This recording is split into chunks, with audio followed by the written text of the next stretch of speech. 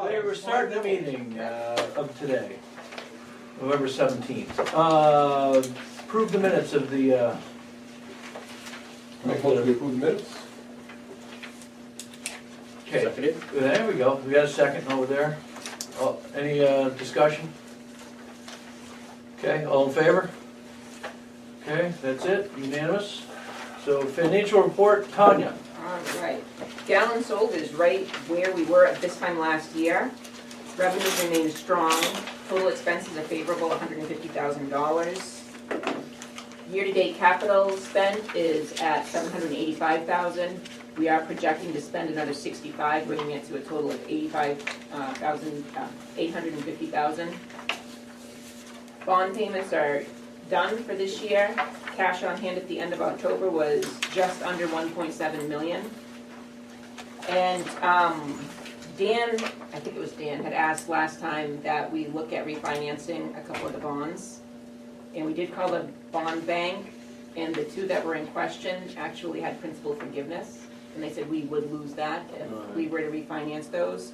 But they did explain that the main bond bank does refinance automatically when they are able to. And municipal bonds are not able to be refinanced for 10 years, and that's, an investor protection. But at that 10-year mark, the main bond bank does look annually at all their bonds out there, and they do it automatically, and they do not charge us the closing costs. They incorporate that in the new bonds that they are Okay. financing. So it's a good thing, main bond bank. So you don't have to do anything, they just say They will do it all automatically. automatically. She said the last few years that 3% seems to be the magic number in savings to make it worthwhile to refinance. Yep. I had a couple of questions. Sure. One of them, the question was, when it talks about payroll and expenses and capital projects. I understand, what capital projects are being done, salaries and stuff are charged to the project and not to this. Correct. And then when the project's done, then it reverts over to here or it never comes over to here? Nope, always stays with project.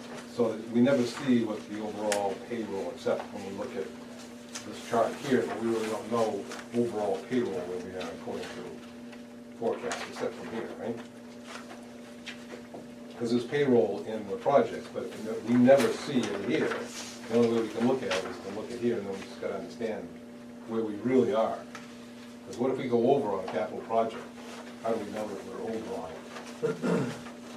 On the labor portion, or? Yeah, the labor or anything for that matter. I mean, Yep. because the capital project, if it stays in capital and never hits this front page, how do we know if we're over on something? We have from the budget, we have our capital sheet that we do track. Okay. Well, do we see that? We don't. We have that I mean- on this sheet as well.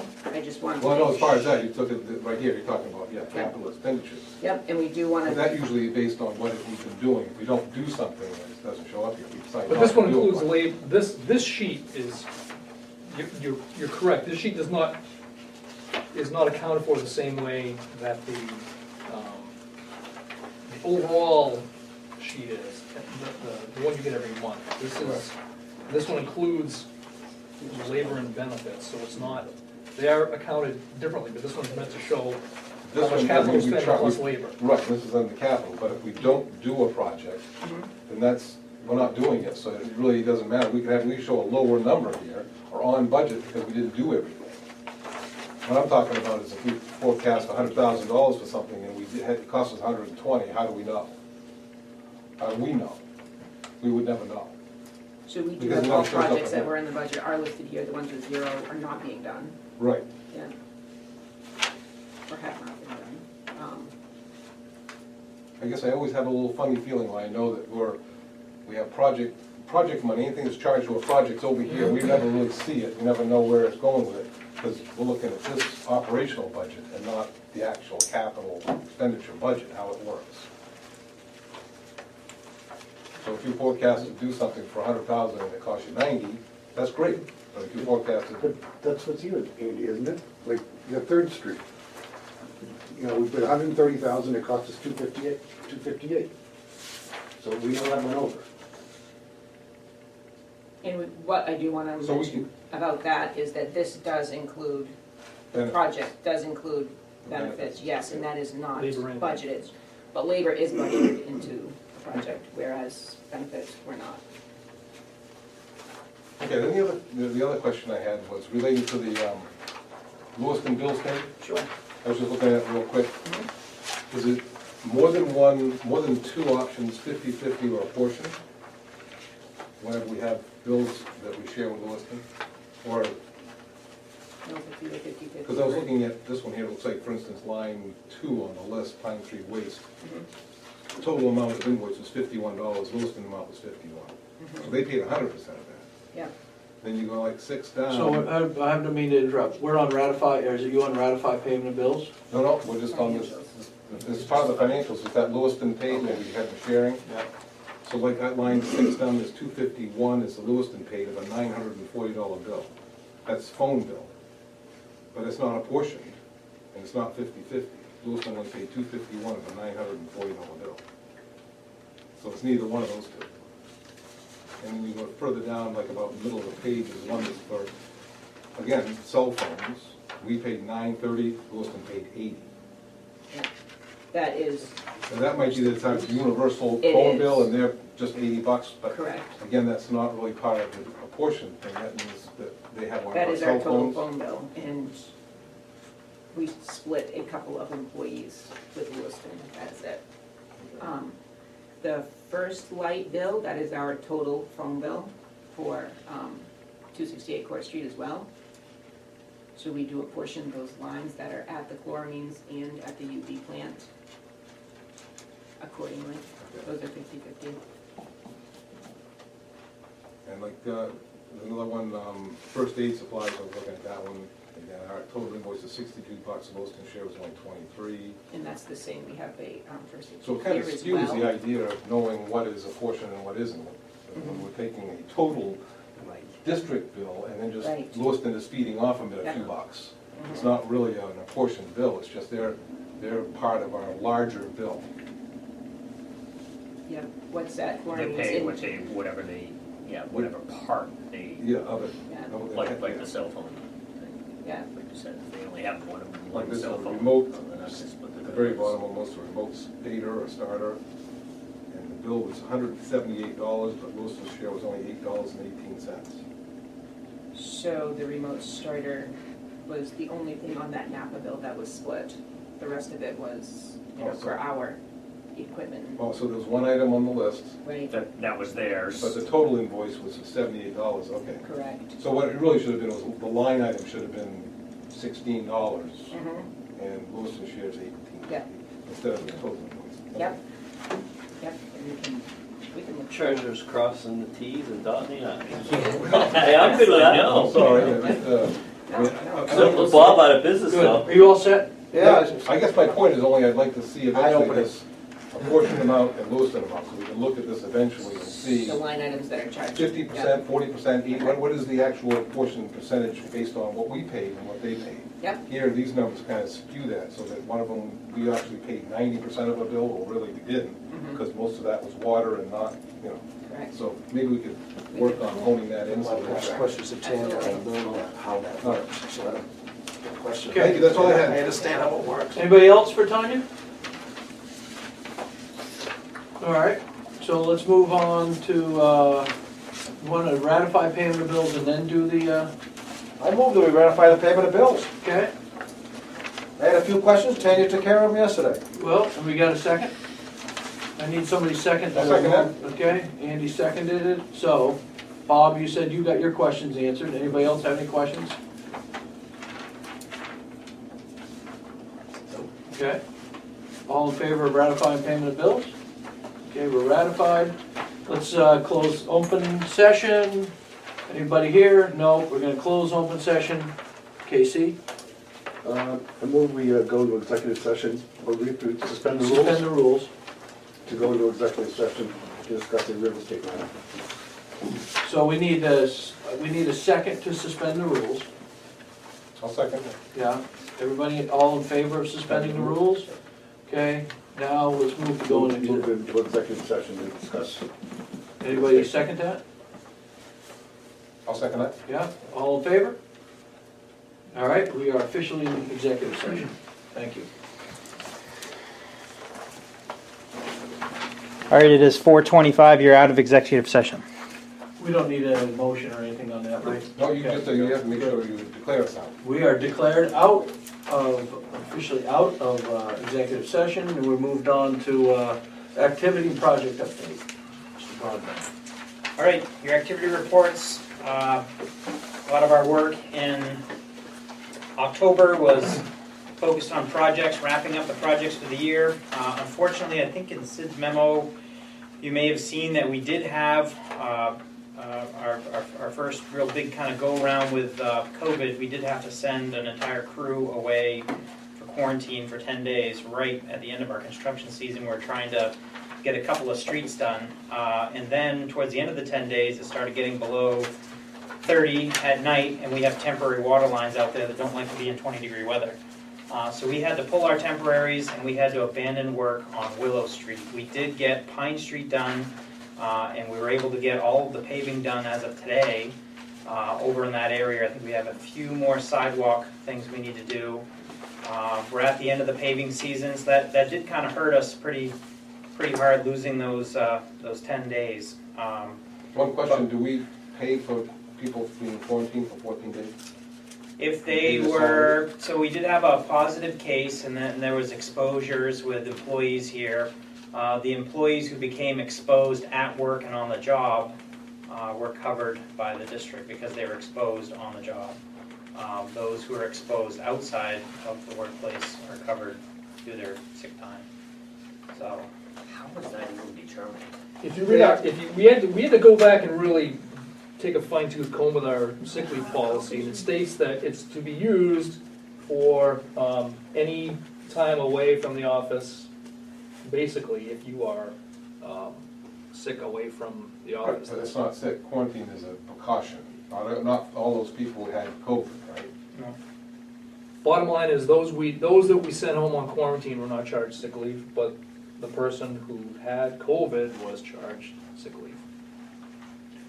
Now, were they on quarantine 10 days? That means they lost 7 or 8 work days? correct. So we The don't way- the charge way the that- quarantine people for sick leave? We did not.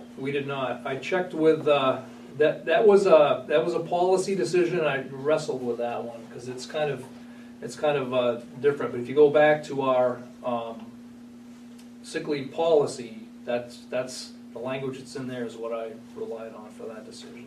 It's pretty difficult, I'm telling you, we racked our brains. You pull down the language that you get from the main CDC on the protocol when you have positive cases and exposures, and I'm telling you, you can get out of that whatever you want to read out of it. And we did our best. We consulted with the state. How do we do this? They need to quarantine. They had Well, I exposure, understand that, yeah. close contact with a COVID positive. You can't be here, and if we all get it, then we're all in a lot more trouble. So we had to follow the protocol. We followed it to a T, and then we followed up with. I mean, the private sector, I mean, I have a niece that used all her vacation and sick time up this year because she got exposed working at the hospital, and they sent her home, and they didn't, pay her the whole time she was there. And my son worked at the casino, and he had to use up a significant amount of his paid vacation time or whatever, because, again, the exposure, they sent people home for 3 or 4 days, and he didn't get that Some benefit. reimbursement that you get when you file your taxes on that too. Certainly, the individual might be able to claim that on their taxes. And as a Yeah. business, the business, I if just a wonder if we business should pays run- out, if you pay out. So that's a pretty good deal, to not, you get 2 weeks off paid, and you don't get charged your sick time. But it wasn't by their choice, and they didn't really have a say in it, because we said, you don't come in today, you need to stay home, you need to follow these rules, you need to, this is a mandatory thing you need to follow with, and before you come back, we need a negative test saying you're I clear. understand. you I know. understand.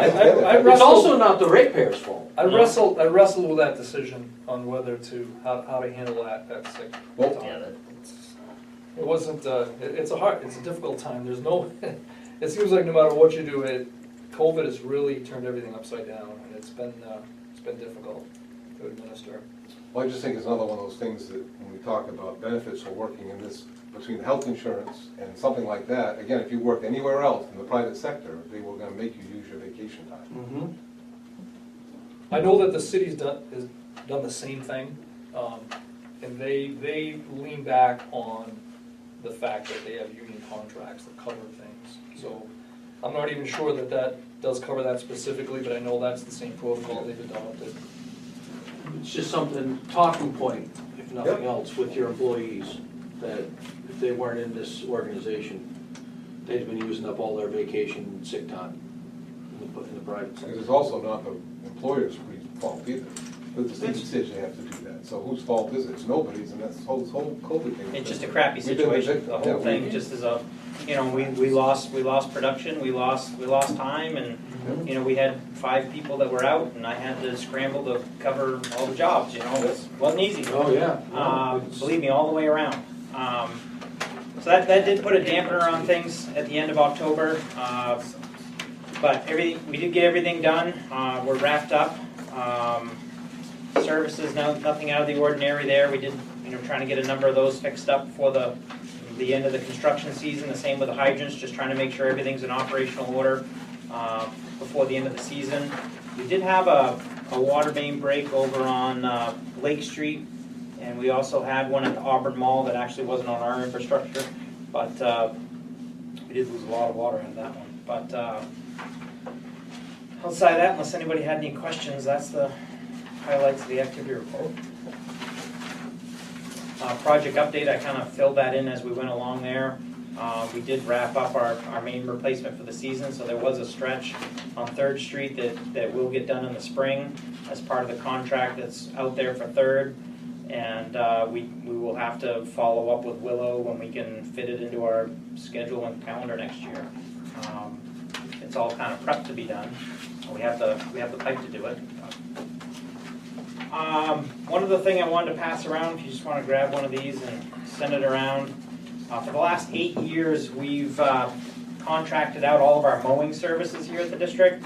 We actually have 26 different locations, including this office, our water storage tanks, all of our sewer pump stations, you know, all of our locations that we own and maintain. This contractor goes around and mows these. This is a 4-year contract we put out to bid. I did send out packets to about 8 different landscaping companies in the Lewiston and Auburn area. We got 3 bids back. Goodscapes Lawn Care and Landscape, they've been the contractor for the previous 4 years, and their bid that they submitted for $52,220 for 4 years is actually $300 less than their last bid that they submitted for the previous 4 years. So it's actually a pretty darn good deal for us. So I'd like the board's approval to proceed with a contract with them for the next 4 years for this price that they've submitted. One thing I did add to the contract this year was a spring cleanup at both here and one of our reservoir sites that does get a lot of leaves around it that makes it difficult to manage the facility. The leaves on the fence up at Reservoir, Hard scrabble. hardscrabble. Yeah. Do we get a one more cleanup here of the oak leaves and stuff? That's not part of it. That is something that we normally do. And actually talking with Goodscapes, he said that he's going to do that as soon as he feels comfortable all the leaves are down. So he's going to do it just as part of the previous contract. I'll motion to award Goodscapes Lawn Care and Landscape the $52,220 bid for the next 5 years. Second that. It's 4 years. 4 years. 4 years, sorry. 4 years. Any discussion, further discussion on it? All in favor? All opposed? It's unanimous. Thank you. Okay. Quick question, hotel's not on Pine Pearl Willow School, it's up there, they are doing something out there, right, or is that us? That was or- a sewer force main project. Oh, sewer. Yep, that one's done. Okay, new business. Water quality updates, Ed. Yep, see in the memo, I had written a little paragraph about water quality at the time. I was talking about lake turnover, what it is and what it does for us. As it turns out, that did happen yesterday. Lake turnover occurred yesterday. That's when the lake becomes destratified and the lake literally turns over. You get good oxygenated water all the way throughout the water column. It's always a thing we look forward to, and it just happens, so that's a good thing. We should, that should improve water quality moving forward. We did have a meeting just this last Monday. We got the water quality team together. You might remember the name, Ken Wagner. He's a lake guru. He knows, he's a world-renowned limnologist. He knows lakes, identifying algae, how it reacts. We also had Dr. Hall Ewing from Bates College with us, and our whole lake management team. We get together every once in a while to talk about how the lake is doing. We wanted to get them together this time because we are experiencing kind of an interesting type of phenomenon. There's a algae that we've identified. It's called Ocystis. It's something that's kind of always been present but never dominant. That seems to be the kind of the dominant species that's in the lake. We don't know a whole lot about it, and that's why we have that meeting. You know, what does this algae mean for us? So Ken Wagner kind of talked us off the ledge. This is not it's not a particularly dangerous type of algae to have in your system. It's not one that lasts throughout the winter. It can grow, proliferate, but it usually dies off, or it does die off at the end of every season.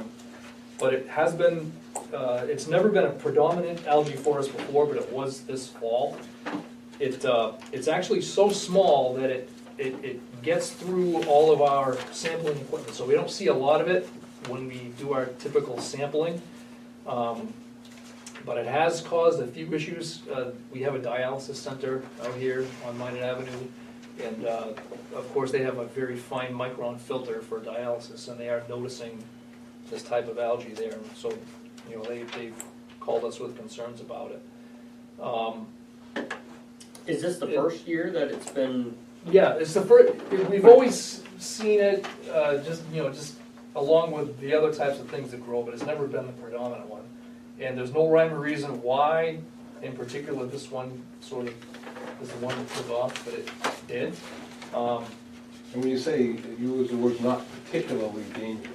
It's not there are different types of algae. We can get blue-green algae that if that's the dominant type, blue-green algae is the one when it dies, it can give off some toxins. Right. This is not really one of those types Not of algae. really one of those. Well, You're hedging. Well, But don't eat it. I'm not a limnologist. I know, but It's I'd be talking Latin if I was trying to. I don't want to get ahead of myself because I'm not a limnologist. But this particular thing we're seeing now is not a threat to our water quality. I can say that. In one thing that they know, this type of algae shows up. It's not something that was caused by internal recycling of algae. Sometimes that happens. Yep. This definitely was a result from a watershed input. Everyone agreed that that's where that came from. yeah, It I'm came not from. surprised. Where else would it come from? Well, again, it can come from internal recycling where, you know, stuff comes up from the sediment and it spurns Yeah. algae growth. This type of algae doesn't occur from an internal recycling. It comes from nutrients that come from the watershed. So as a result of this meeting, we realized that, you know, we do need to double down our efforts to look for watershed inputs where nutrients are coming from that are feeding this internal type, not internal, an external source that's supplying nitrogen and phosphorus for algae to grow. We do have some watershed projects planned for, not now, obviously this time of year, but the coming spring, up around the Blanchard Pond area. And we do need to have, it is time for another analysis of the watershed to get out there and find out where some of these external sources are coming from. The major inputs to the lake is Townsend Brook and the basin. One thing we discussed but didn't really, we know it's something we can do, and something we talked about back when we did the alum treatment is doing alum dosing stations. You can have those set up. You know, when it rains really hard, that's when all the water gets flushed into the lake. There are different systems in New England where they do have alum dosing stations. When those events occur, you can add alum to it so it doesn't increase the nutrient and put into the lake. That's something, Well, 'cause my concern is obviously, is this something that's in other water treatment, other systems? Is this a common algae? Is this something everybody deals with? Sebago, Bang, everybody else that has a water source? Or is this something unique to us? the, one thing we discussed, the larger lakes, like Lake Auburn, I guess you can call that a larger lake because it doesn't, the thing about Lake Auburn is it doesn't turn over all that often, and so that makes it susceptible to predominant algae coming in. A lot of the smaller ponds have reacted a little bit better to the, you know, we have had a rainy summer. We've had a lot of intense rain, and it hasn't caused problems with a lot of smaller ponds this summer because they have a high turnover rate.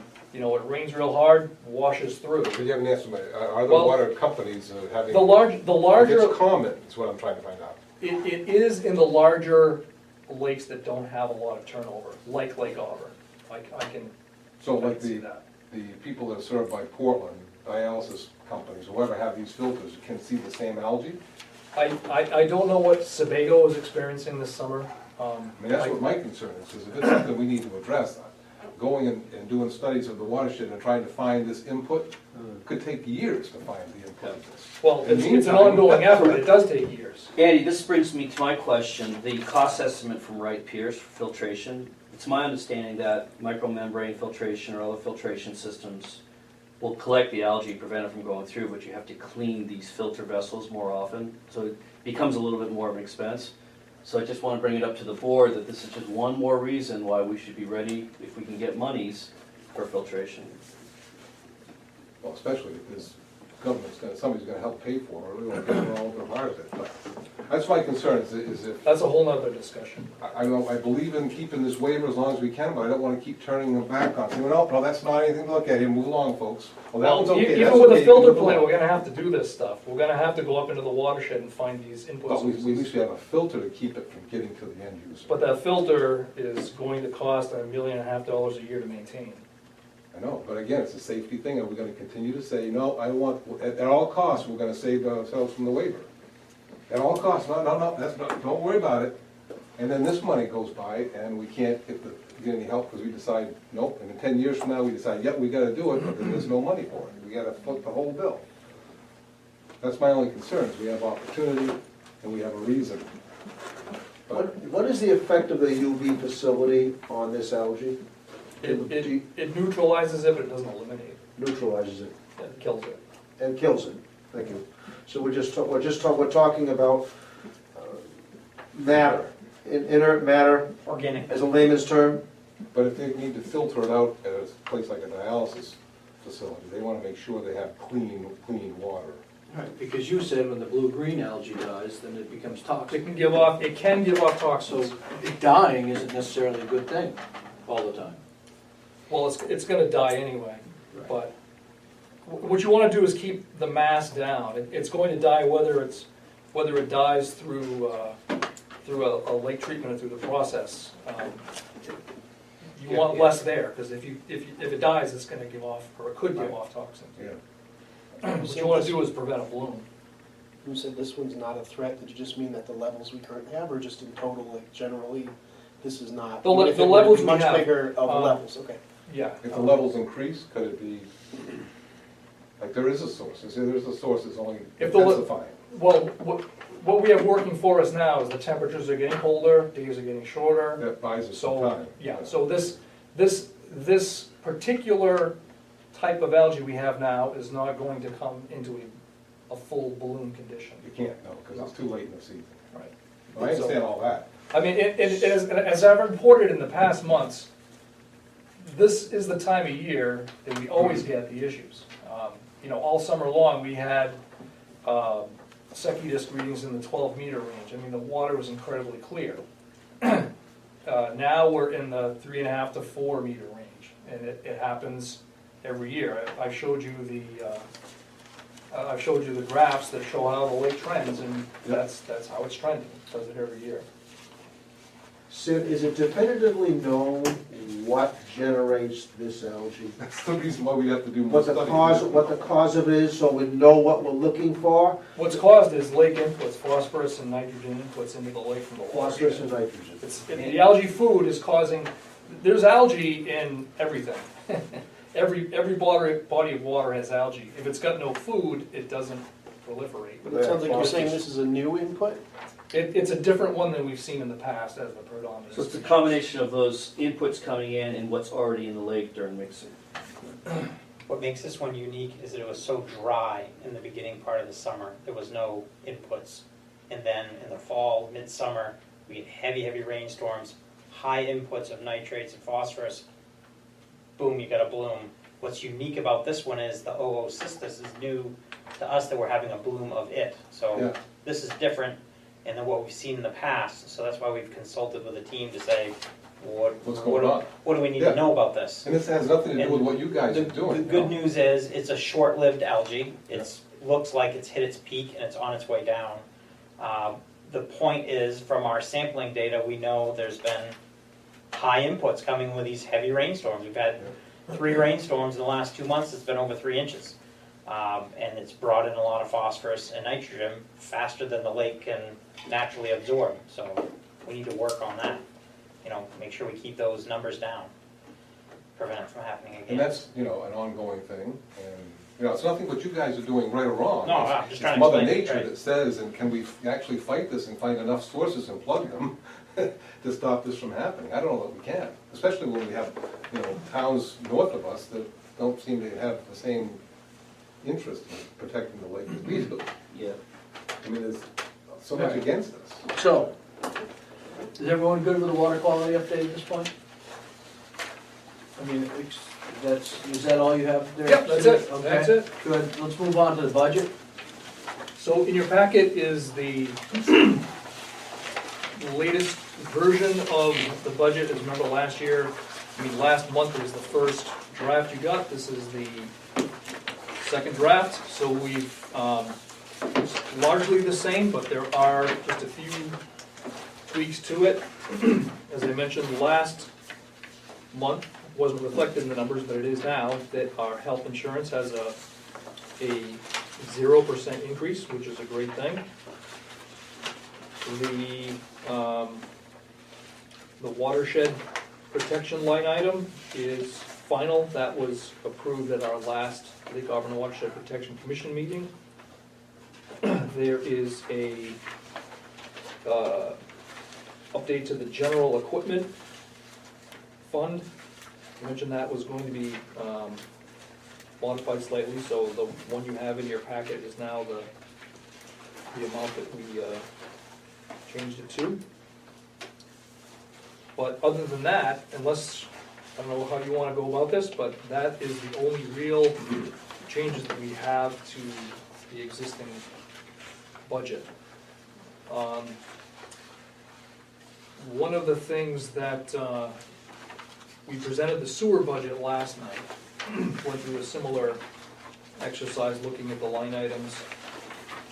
And one of the items that generated some conversation, which we said we would certainly bring forward to this board as well.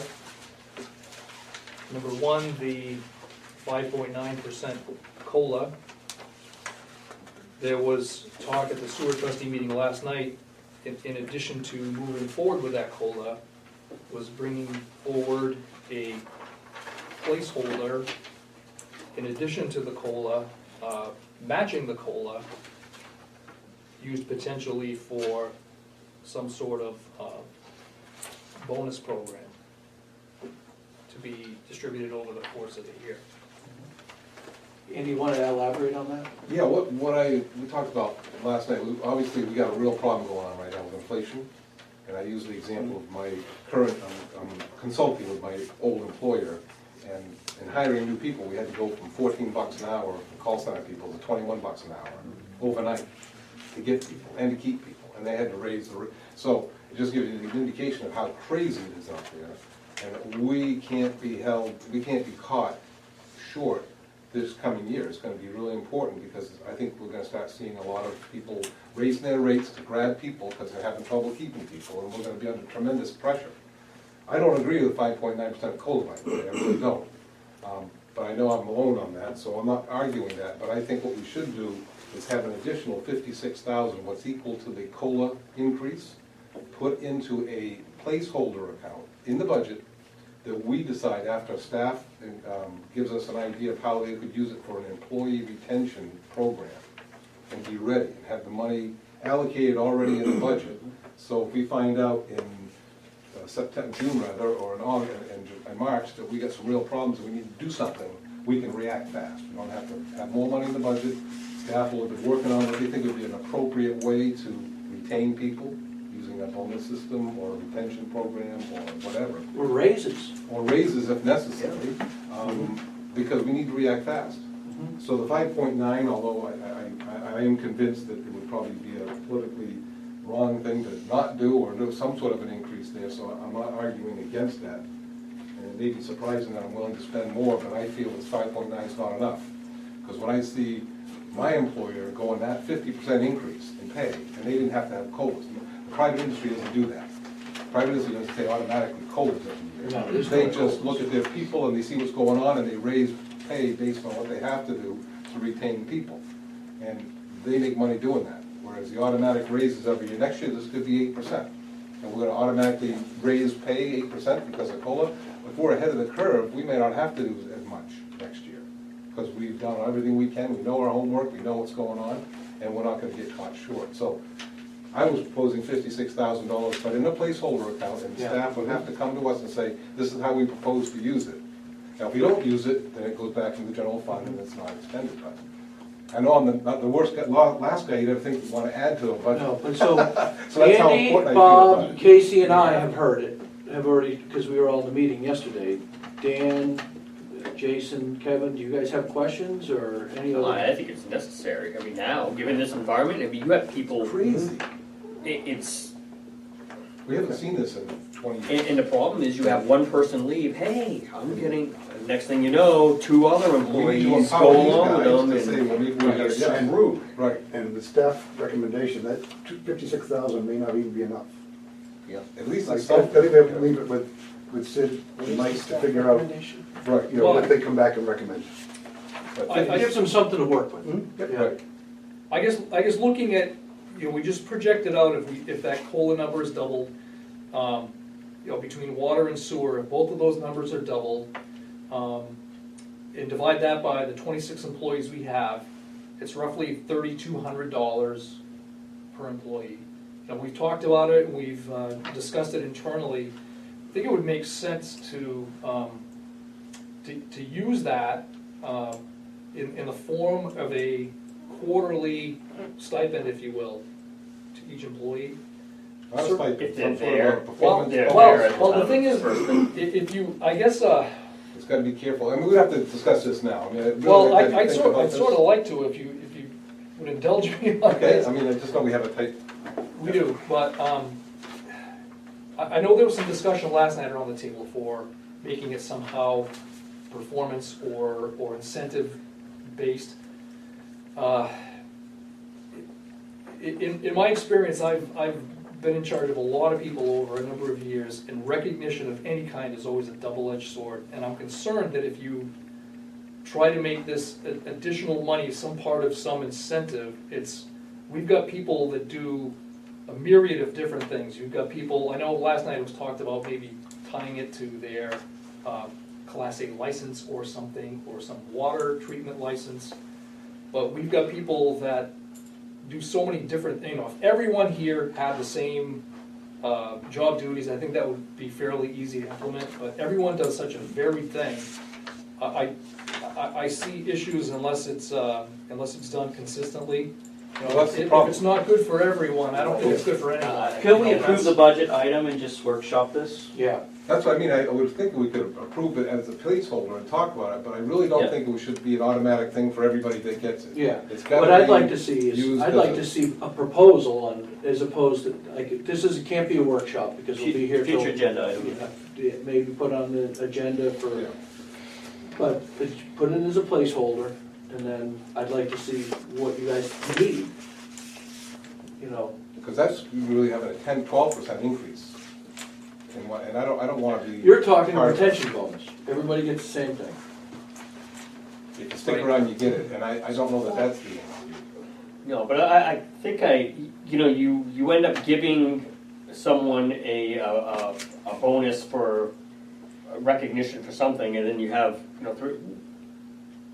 what the hell, I do that too, and I'm. Next year, when we don't have this money in our budget, and, hey, I got my license, oh, sorry. Right, that's what I mean, that's the And reason. that's why we talked about it not being tied to a license, a job duty, a task.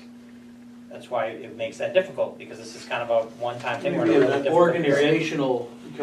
organizational quarterly bonus. Can we just agree to put that line item in there and then let you guys Yeah, figure out? well, I agree that we're what you gonna wanna do it, I may not agree. Yeah, That works. All right. Yeah, So wait, the consensus is that, I think we're in a consensus is too, whatever you guys think is best, I think everyone is gonna pretty much go along with it, so, you know. Retention Unless of it makes- employees is important. That's the, Well, I especially agree, this coming because I year. think 29 comes 6 from months or 9 months, I think it's gonna be the opposite problem, That's people are gonna be CPI, knocking down our doors to consumer work price here. index Right, number that right. that's out there. That's what's gonna happen, because there ain't gonna be any jobs. Okay. That's the published number. that's usually what happens after. After inflation is you get Recession. the opposite. Right. Well, you This get, is it's not the opposite, but it's the result of it.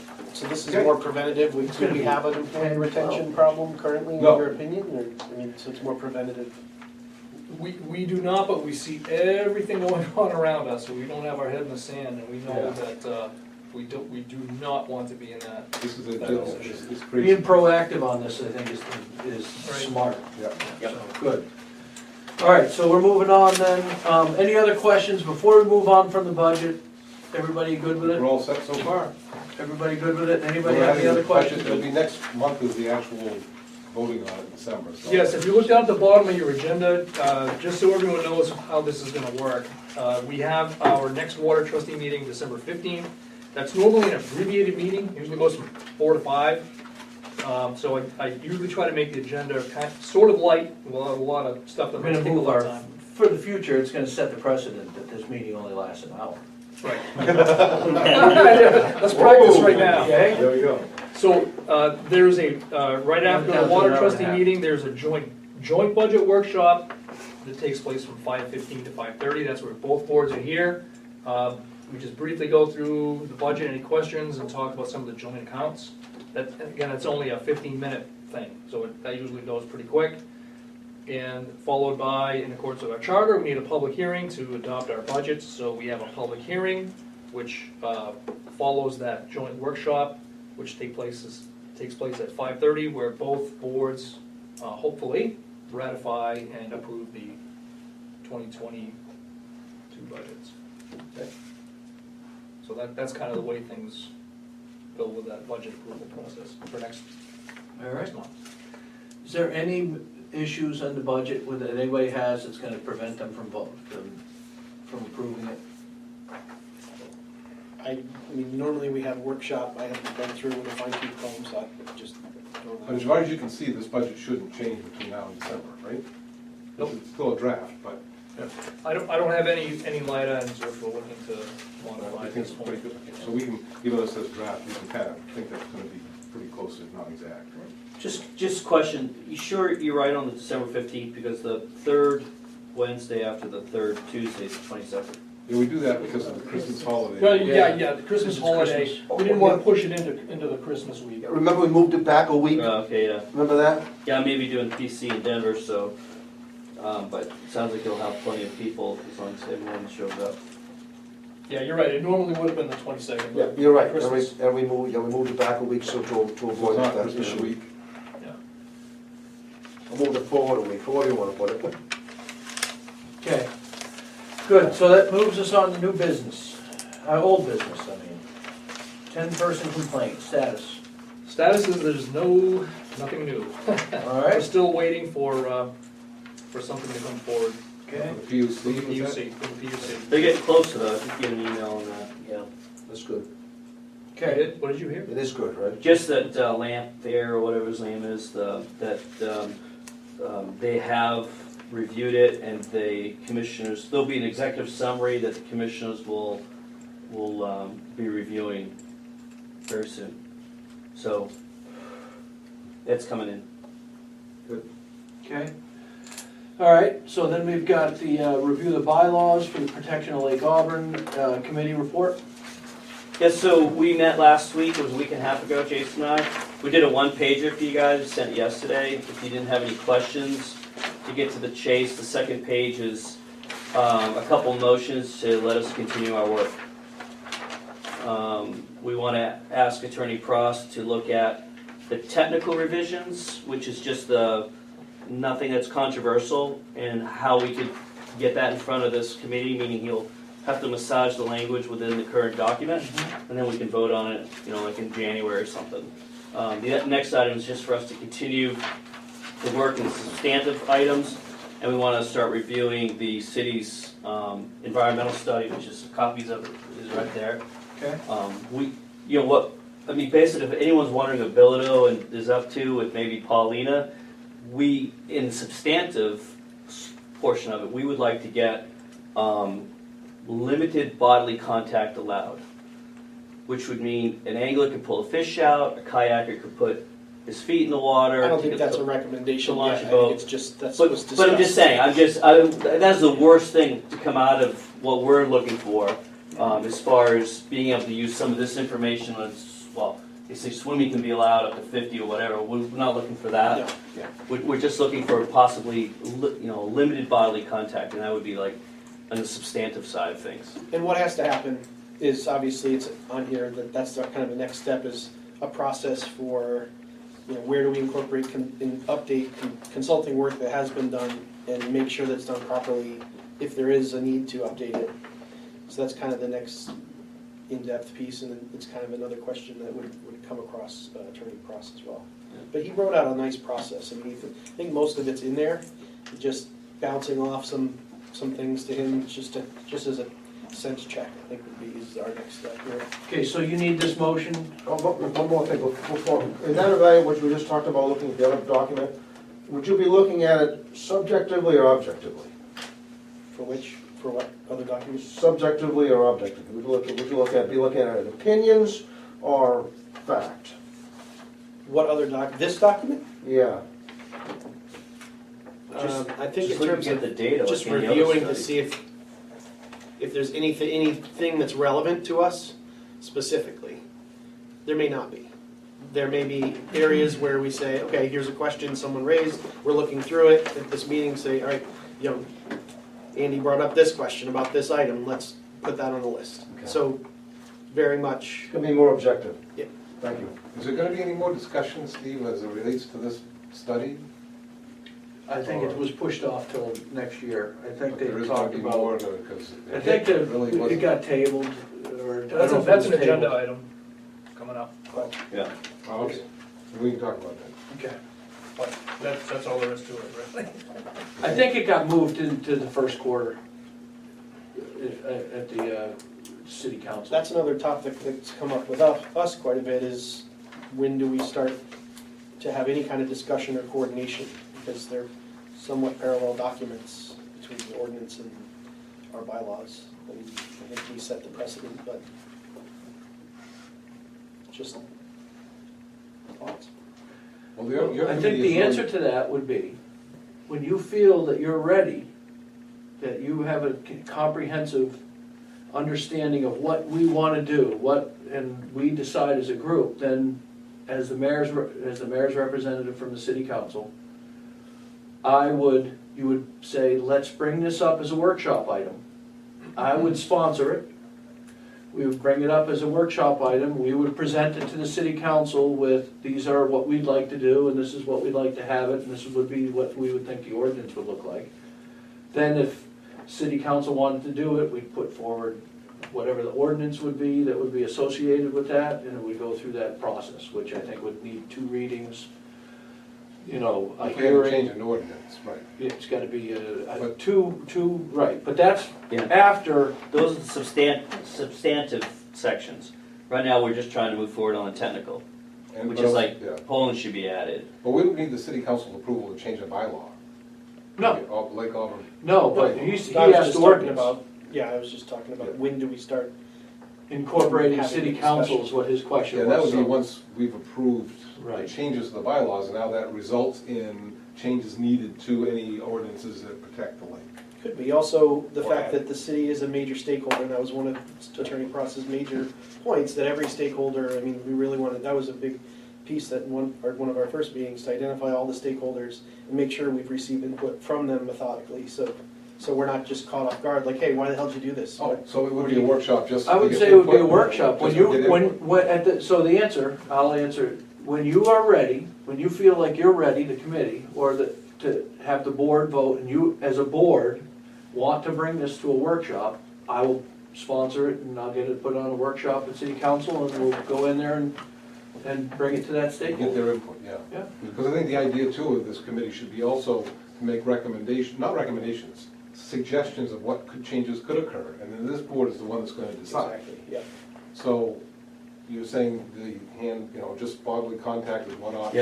Yeah, But that's, there may be 2 or 3 others, Yeah. not necessarily that you agree with it or don't agree with it, this board will have to shoot them down or approve any idea that comes across. and we have that process lined out. We're only moving forward with the technical items, Yeah. that's where we need to get with Ross. Okay, so, we need a motion, somebody wanna put that motion out there? And I think a committee member can do that motion, if you wanna.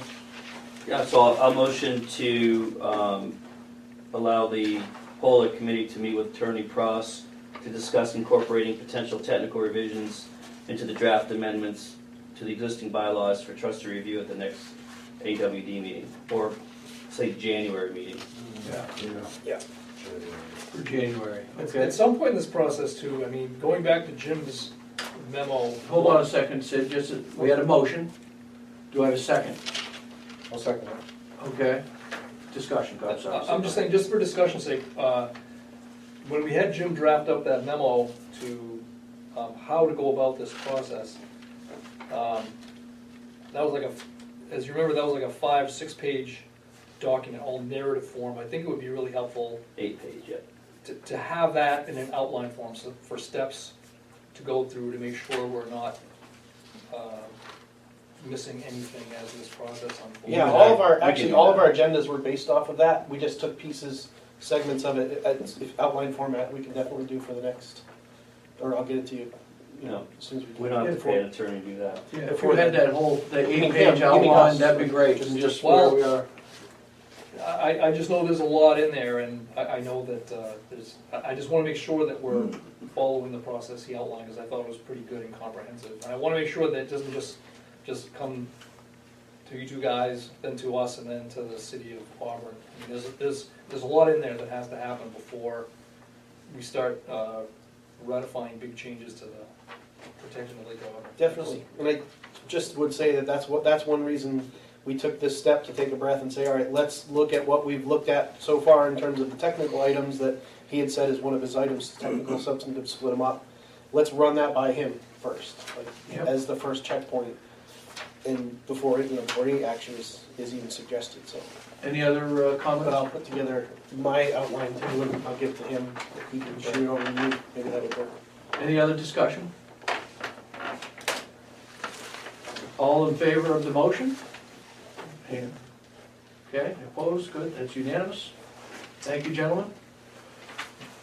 We don't need a second motion, actually. We can It's do that not in really a meeting. motion. Yeah, It's an it's action item, okay. Yeah, it's just, we're gonna continue the work, and we'll be getting into substantive stuff with a new outline. Yeah. And then we can review we don't need permission to review the environmental study. No. Yeah. Okay, that moves us to bonding for capital improvement status. Yep, I put a few things in your packet, and I think you also have some handouts in front of you. Initially, I think included in your initial packet was a letter from the American Water Works Association, kind of highlighting what the new Infrastructure Investment and Jobs Act entailed. Right after that, they came out with a different version. This is an evolving thing, as you know, it's brand new, just got passed. The one I passed out is probably the more updated version. It's like 4 pages long. Kind of outlines the federal plan for all of this infrastructure money. And also in front of you, now that's on a federal level what's coming down, and I gave you, I think everyone has a copy, the one that's got my handwriting at the top. Yep. This just came out today. This is a memo that was written by Bruce Berger. I don't even have my copy yet. I think I gave it all out. Yeah, thank you. But this is, he's the director of the Maine Water Utility Association. He wrote this in conjunction with Bill Dawson, who is the person at the Maine Drinking Water Program who administers the state revolving loan fund. So this is kind of the latest and greatest of what looks like is coming for Maine to actually have allocated under this Infrastructure Act. Looks like the highlight of this, if you're looking at the one that Bruce Berger wrote, is $114 million for Maine drinking water programs. That's going to go to the SRF program in the next 4 to 5 years. It talks about the state match that has to go with it. So this is kind of the latest and greatest of what's coming out of the federal stimulus. This is all on the drinking water side. In terms of what we already have in the process, back in October, as you know, I applied for the first round of stimulus that came up. The drinking water program got $20 million that was going to be allocated in 5 million increments over the next 5 years for the SRF program. December 1st is when they're going to publish the prioritized lists of all the applicants they got, so that's when I'll know whether or not what we submitted is going to be funded or under consideration for funding. But this obviously is the next big wave of funding that's going to be out there for drinking water projects. Like I said, at this point, stay tuned. I certainly will stay on top of this as best I can for when it actually comes about to be applying for this money. But I think this is really going to drive our capital improvements for the next several years. We probably will be, with every other water district in the state, looking for a piece of this SRF money, principal forgiveness money. But it's still a loan until they decide to forgive it, which always makes me crazy when this is stimulus money given to the state by the feds. Right. And they're gonna loan it to us, and maybe they might forgive it after 10 years or within 10 years, but they don't have to. You know, we've all talked. That's not money, that's coming out of the ratepayer. We've all talked. I really wish that they would have just taken this money and given it to every district across the state. That's what I mean, you know? But they get this You know. caveat to it. Well, they want to make sure. Yeah, spend so- it for Big big customers. Other states did. Other states, did. yeah. Elections So- have consequences. I'm gonna bring up the subject again. I think a couple of meetings ago, we had asked to be looking into getting a cost study for a filtration plant. Did you bring that up? But did we get consensus to do that, to actually find out and get closer to a shovel-ready project? I applied, that's one of the things I applied for under the existing SRF. I put in $2.5 million request for infrastructure improvement and a $2.5 million request for a shovel-ready filter plant.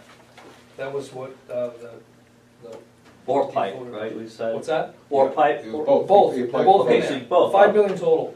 Okay, so we applied for the money that would cost to at least get the engineering done Yep. for this. Right. And then there's gotta be, I mean, we may not be in time then, if we decided we wanted to do this. This might none of this money could ever be available for a filter plant. If we needed it today, for example, we could not. You need Lewiston to want to do it.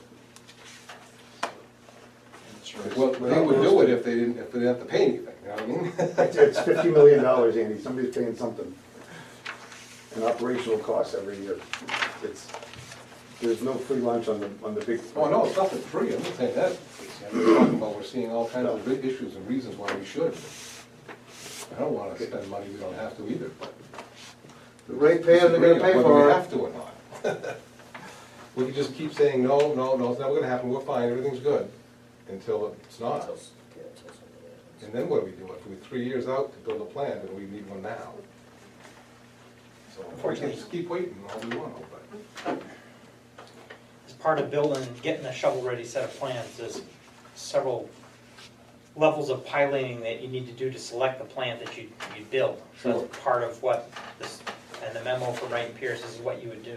Sure. You know, to have it, you know, otherwise, if we needed a plant right now, you'd have to do the alum dosing, you'd have to do the things to keep the water good until you'd be in a position to select the right treatment method and to build the plant that fits our needs. So again, it's just a process. If we needed a plant tomorrow, even if you just had the money that you got the money on the day, we need a plant tomorrow, you just can't do that. Right. You know, you get what's gonna work, you know.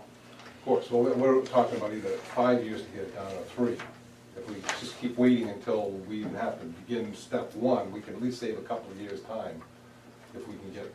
We'll have plenty of time to do it when we need to do it, If we need to do it. if we need to do it. And you need to know what you're going to filter before you, and also I'd like to know if there's, like, if your filters, is there any kind of plants with interchangeable filters?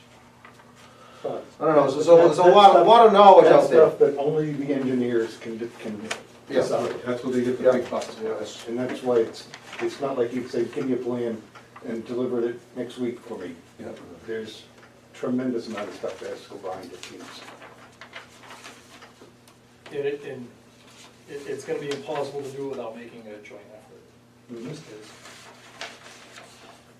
Even running a pilot program is going to involve, it's gonna be an internal effort, which we can't do ourselves.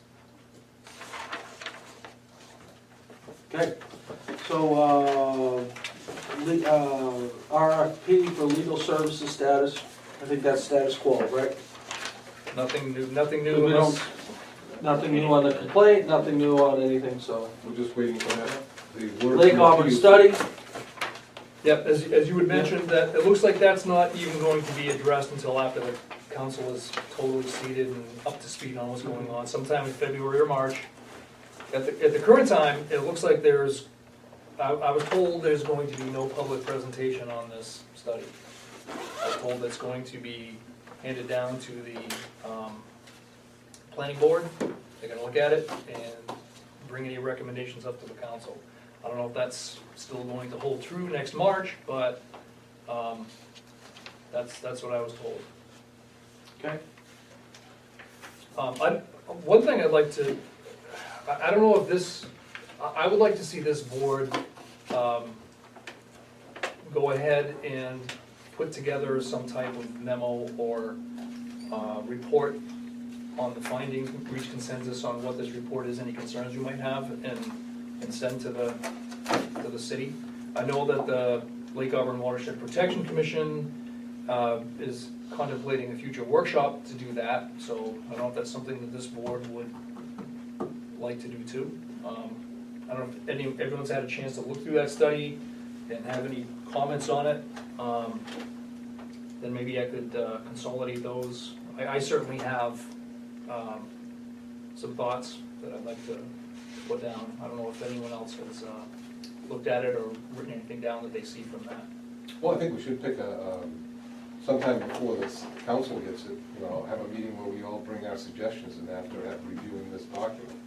And then make that list, put that list of suggestions in the form of a memo. Yep. And then that would include everybody's concerns and what they might be, because I don't know if the city's gonna be doing anything with that document or not. It doesn't, I don't think they're going to, but it looks. I was surprised to hear that there's gonna be no public Yeah. presentation of this. But I'd love to hear, have you start some sort of draft or something. Okay. Listing what your concerns are, and 'cause certainly you're the most technical one to pick that apart. Well, certainly one of the things with this study was it was political from the beginning, only because there were some folks who were thinking you could do development. And the study said, well, there would be no net gain from the development. That's kind of one of the things it said. But then I always believed, yeah, but that was all inclusive, that we paid for a filtration. There'd be no net benefit because you paid for the filtration with the development. So there is a benefit, that is the development paid for the filtration. As they talked about the graph going up, hey, we gotta do a filtration, and then it's still going up, and we find out there's no net benefit. But there is, because you paid for filtration through the development part of it. So, again, that's the political issue of all And this this. is all based on 50-50 too, so you add that to it, and now the scale's tipped. Right, but again, obviously making sure that the development can't be fixed with the filtration, which many believe it can't be. So that would also, get into it. So there's a lot to that document. Development isn't going to pay for a filtration plant. According to them, it is. There's a net benefit. They say a net zero benefit after And filtration. $1 trillion doesn't cost anything either. No, but when they say a net zero benefit after filtration, when you go through the process, there's no net benefit for the city. That means it's paid for the extra costs involved with filtration. That means no net, but it is a benefit because it's paid for the filtration. Yeah, but why, Now, there's no net benefit, no tax benefit for the city So why because do they it? wasted them, But we're no, not because it gonna, paid for filtration. but we're not Yeah, gonna but see if any you dollars to build the You don't, plant. nobody. if you don't need the filtration, why do you People build? don't think they do. When you go and drink the water from time to time, it's not got a good reputation in the past, time and time again. When visitors come here, I mean, we've had issues off and on again for years. So if we can do something to make that better, economic driver, it's a lot of good reasons why we should do it. And you can tell me that it's perfectly fine and it's gonna be safe. If you could make it safer and cleaner, would you do it? That's our job, is to make it safer and cleaner. Now, if there's no difference, if you tell me filtration, means nothing, it's not gonna do any good to the water, then somebody can prove that to me, that no better The or water would still worse. be the same coming out of the tap either way. Yeah, if you can Why tell does me that's Poland the Springs case. filter their water? Right. Right, if you can tell me that's the case, that there's no difference between filtered water and unfiltered water, then prove that to me and then I'll shut up.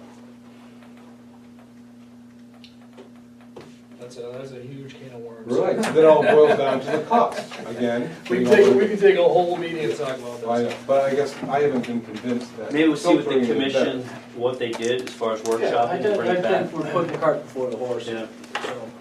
So now let's move on from the Lake Auburn study. We got trustee open session. Anybody have anything to say? Just a question, don't we have a standing cost sharing item, or did that fall off just because? That's part of the already had a 10% meeting. complaint. And it's part of the 10. Any more meetings with Lewis? I don't remember combining those, We've we had meetings planned, and then that was kind of an ongoing thing, and I guess we combined it. What was the takeaway from the meeting? The takeaway was we were waiting, Mary Ann Brenchick contacted the PUC to find out the status of the 10-person complaint. Once we got some direction there, that was going to help us facilitate the meetings. And there was also discussion to contact a auditor, we both use the same auditor, to really hone in on exactly what the shared costs are and the amount that they are. And we did a cursory review of that and figured it was around roughly $70,000 a year that the cost share was disproportionately costing us. But they wanted something from an unbiased, I From an shouldn't say accountant. unbiased. From an accountant.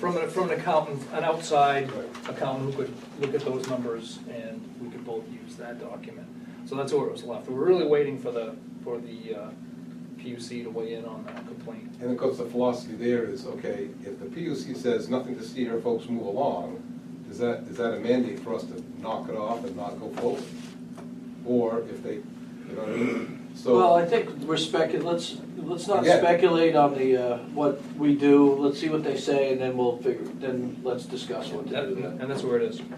So I guess everybody agreed to wait for the PUC's Yeah. decision. Here's the latest email, it's November 10th from Harry Lamphere. He says, "We are in the process of writing an examiner's report on this. Examiner's reports usually include a recommendation from staff as to how the commission should proceed. The next step after that would be deliberations where the 3 commissioners would make a formal decision." So if you wanted to follow up with Harry, you could just ask him, how's the examiner's report coming on this? And he'll let you know. Okay. All right, so we got, anybody else for the open session? All right, we got an executive session, I'm gonna move us into executive session in accordance with MSRA 4056E. I'll make that motion. Okay, Second? yeah, all in favor? I don't even know what it's for.